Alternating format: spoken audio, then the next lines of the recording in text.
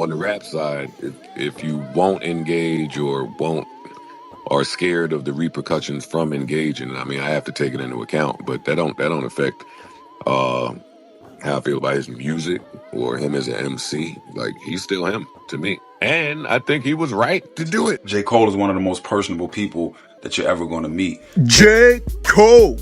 The industry is starting to put respect on your name. Now, for context, it's important to note that this conversation stimulates from a recent conversation I had with Joe Budden on his most recent space on Twitter. And within this conversation, Joe Budden clarified his current POV on Jermaine Cole. Guru mentioned the other day on Danny's Space that his opinion of J. Cole hasn't changed. Like, he still view him as in the same light that he viewed him as. And I was curious if your opinion on Cole has changed at all. No.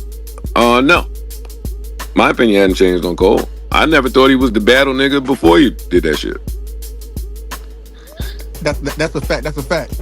Because, like, I remember you saying that there was a period where you viewed him as your one when it came to Kendrick, Cole, and Drake. But then when it came to the battle and how, like, he handled that you kind of took him out of that conversation. As a rapper, but I mean, it increased his human slide to me. Like, J. Cole's like one of the best humans that we have in this shit.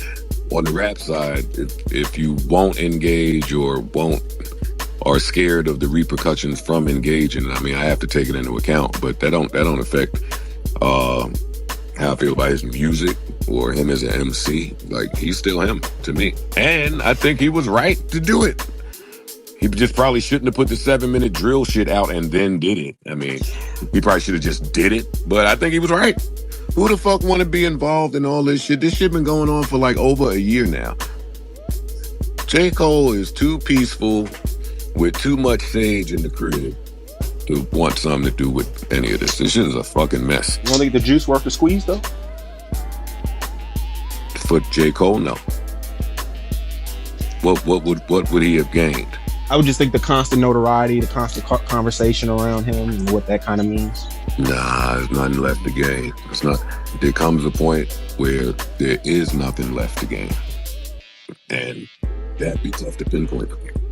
But it's like me and retiring, right? I could have kept rapping.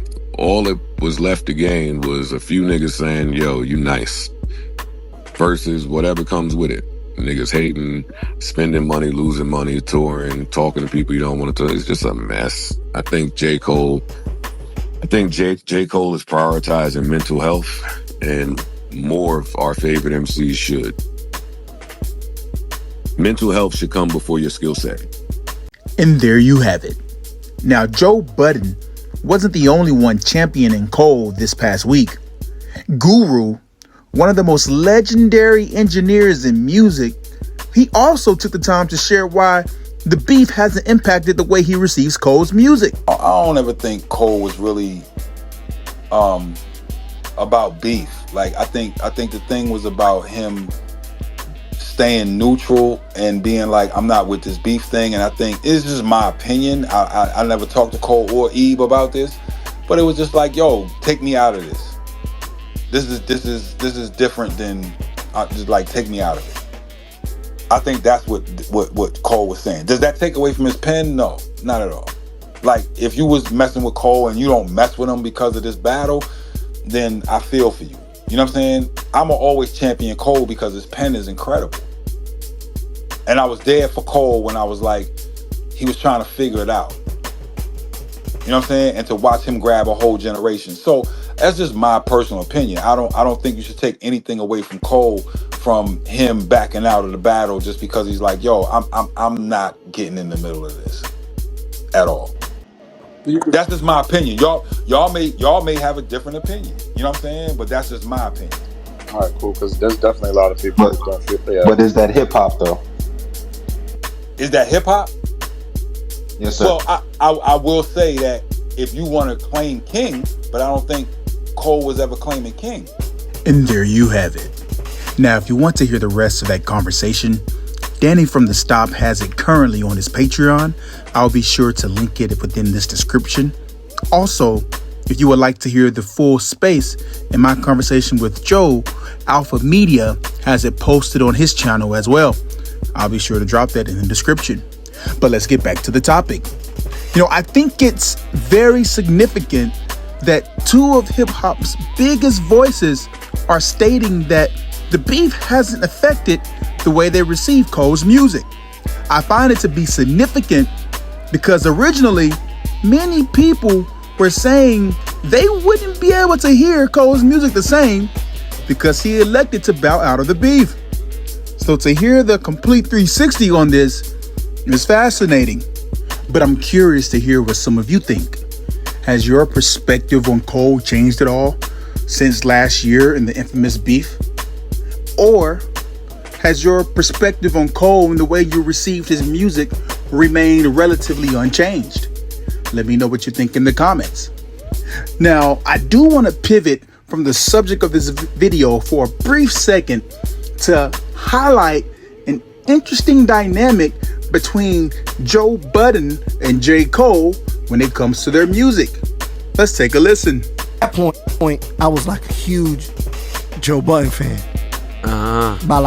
By this point, we talking about. Yes, you was on Joe Budden heavy. Yeah, because I loved like bars, but I also always loved like to be able to connect. That's what Joe Budden was doing. Right. He was connecting through like in a different way than like other rappers. Yeah. And mood music, like mood Joe. Music, yeah. To anybody that's like, obviously, if you listen to this and you're younger and you're not and you wasn't from that era, you gonna know Joe Budden as like podcast. But what E put me on, because I wasn't on Joe Budden like that. Of course, I knew him just being a rap fan, but I wasn't on his shit heavy. I knew like even his mixtape freestyle shit. But what E put me on to, because E was a big fan, E put me on the mood music, which was like this nigga Joe Budden was like, he was. It was emo rap. It was like the first time we really rap. got like emo rap with like real bars and like facts. He was like, damn, this nigga really going through it. So then it was like Ransom. Yep. And Hitchcock with I think the 18 dudes. I was a huge Stack Bundles fan. Stack. Rest in peace. Paul Kane and Fab and like that whole. So like I was really, really into that.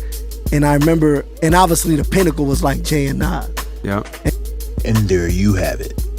It's kind of crazy to think there's an entire generation of rap fans that will know Joe more for his podcast than his actual music. But then again, this era of rap fans appear to pay more attention to the headline instead of the actual music. For instance, I remember hearing someone on the stage say that Cole was claiming quote unquote king, and that comment came from someone who clearly didn't listen to what Cole had to say on Fire Squad, because this idea of what it means to be king in hip hop, it just simply goes against everything Cole has preached about in his music, right? But then again, that's coming from someone who actually listens to the music versus someone who only pays attention or primarily pays attention to the headlines associated with it. But you all let me know what you think. Has your opinion of J. Cole changed at all now that we're a year past the beef? And what do you think about just this idea of what it means to be king in hip hop? Like that is an interesting thing. Like, what do you think about that statement?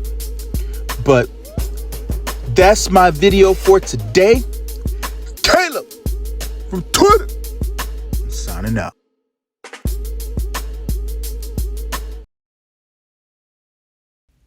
Hey, before I get out of here, I just wanted to say thank you to each and every person that has chosen to subscribe to the channel and like the video. I really appreciate it.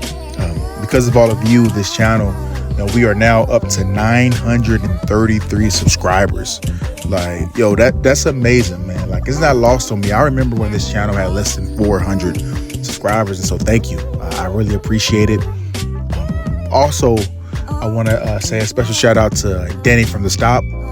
I know some people may feel some type of way about him, but I remember that night when Guru came on the stage and he had been spacing for maybe 5 hours. And I asked Danny, I said, hey, can you please ask him this J. Cole question, right? And he did. And so I appreciate that. Also, I want to say thank you to Joe, Joe, in our conversation, I prefaced my comments with, "Hey, this is a content question," and so he knew that I would be recording that portion of our dialogue, and so for him to give that level of feedback that he gave for the channel, is definitely appreciated. But that's my video for today. Caleb.